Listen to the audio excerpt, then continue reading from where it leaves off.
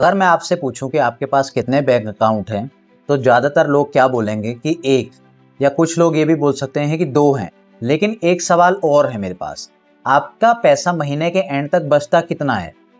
क्योंकि बहुत लोगों के पास बैंक अकाउंट तो होता है, लेकिन पैसा कंट्रोल करने का सिस्टम नहीं होता, और इसी वजह से सैलरी आती तो है, लेकिन पता ही नहीं चलती कि कहाँ हवा हो गई। महीने के एंड में अकाउंट देखते हैं और लगता है कि पूरी सैलरी हवा ही हो गई है। आज की वीडियो में मैं आपको एक सिंपल सा फॉर्मूला बताऊंगा, एक सिस्टम बताऊंगा। कोई कॉम्प्लिकेटेड फाइनेंस स्ट्रेटेजी नहीं बताऊंगा मैं आपको, कोई स्टॉक मार्केट डिस्कशन नहीं, बस एक सिंपल सी बात बताऊंगा।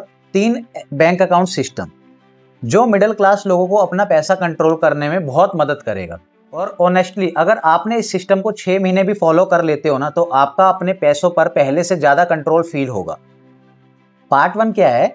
असली प्रॉब्लम पता क्या है? असली प्रॉब्लम अकाउंट की नहीं है, सिस्टम की है। सबसे पहले एक बात समझिए, प्रॉब्लम ये नहीं है कि आप कम कमाते हो, प्रॉब्लम ये भी नहीं है कि आप सेविंग करना नहीं चाहते, प्रॉब्लम ये है कि आपका पूरा फाइनेंशियल सिस्टम एक ही अकाउंट पर चल रहा है।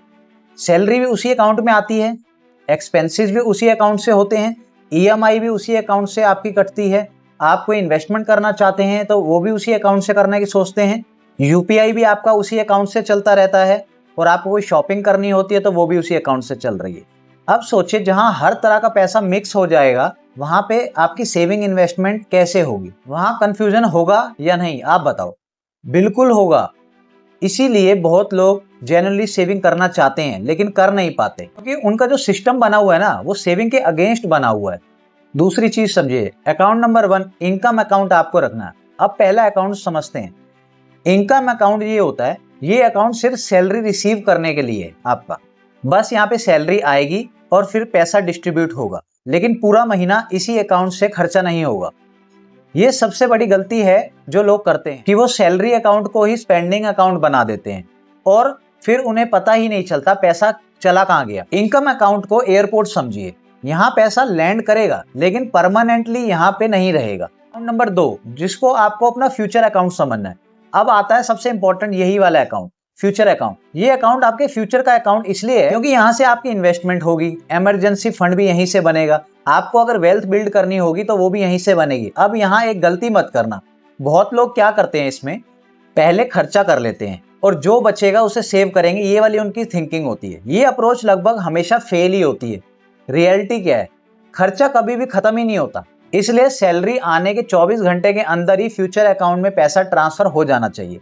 चाहे वो 500 रुपीज हो, चाहे 100 हो, चाहे 1000 हो, चाहे 5000 हो, वो आपके ऊपर डिपेंड करता है कि आप कितनी सेविंग कर पा रहे हैं, करना चाहते हैं, और आपकी सैलरी ब्रैकेट क्या है कि आप कंफर्टेबली अपना खर्चा भी चला सके। अमाउंट से ज्यादा ना हैबिट जरूरी है, क्योंकि वेल्थ एक बड़े डिसीजन से नहीं, छोटे रिपीटेडली डिसीजन के साथ बनती है। अब अकाउंट नंबर 3 की बात करते हैं, जो एक्सपेंस अकाउंट है। अब तीसरा अकाउंट जो है ना, इसको आपको क्या करना है, आपको ये अकाउंट सबसे ज्यादा डिसिप्लिन सिखाएगा। इस अकाउंट में आप अपने पूरे महीने का खर्चा रखेंगे, आप जो यूपीआई करते हैं, शॉपिंग करते हैं, फूड का एक्सपेंस जो है, आपका ट्रेवल का एक्सपेंस जो है, सब कुछ जो आपका एक्सपेंस जो भी आप करते हैं पूरे मंथ में, वो इसी से होगा। आपको हर वक्त पता रहेगा कि खर्च के लिए कितना पैसा अवेलेबल है। और सबसे बड़ी बात, आप गलती से भी इन्वेस्टमेंट वाले पैसे को टच नहीं करोगे। ये साइकोलॉजिकल बैरियर क्रिएट करता है, और कई बार फाइनेंशियल सक्सेस में साइकोलॉजी मैथ से ज्यादा इंपॉर्टेंट हो जाती है। रियल एग्जांपल के साथ आपको समझाता हूँ। मान लीजिए रोहित नाम का एक आदमी है, उसकी सैलरी 40,000 50,000, आपको जितनी भी कंसिडर करनी है आप कर सकते हैं।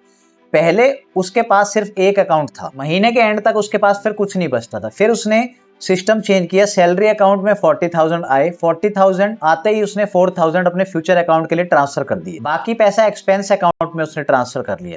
पहले कुछ महीने अजीब लगा, लेकिन धीरे धीरे उसे कंट्रोल फील होने लगा। 1 साल बाद उसके पास इमरजेंसी फंड भी था, इन्वेस्टमेंट भी थी, इनकम वही थी, लेकिन सिस्टम बदल गया था। और कई बार फाइनेंशियल लाइफ बदलने के लिए सिस्टम बदलना ही पड़ता है।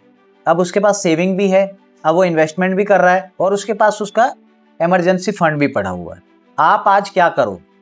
आज वीडियो देखने के बाद ना बस ये 3 काम करो। पहला, चेक करो कि आपके पास कितने एक्टिव अकाउंट है। दूसरा, एक अकाउंट को फ्यूचर अकाउंट डिक्लेयर कर दो कि इसमें मेरे को इन्वेस्टमेंट ही करनी है अपनी। उस वाले अकाउंट को छेड़ो मत, उसको डेली एक्सपेंडिचर और स्पेंडिंग के लिए यूज मत करो। तीसरा, अगली सैलरी से ऑटोमेटिकली ट्रांसफर सेट कर दो।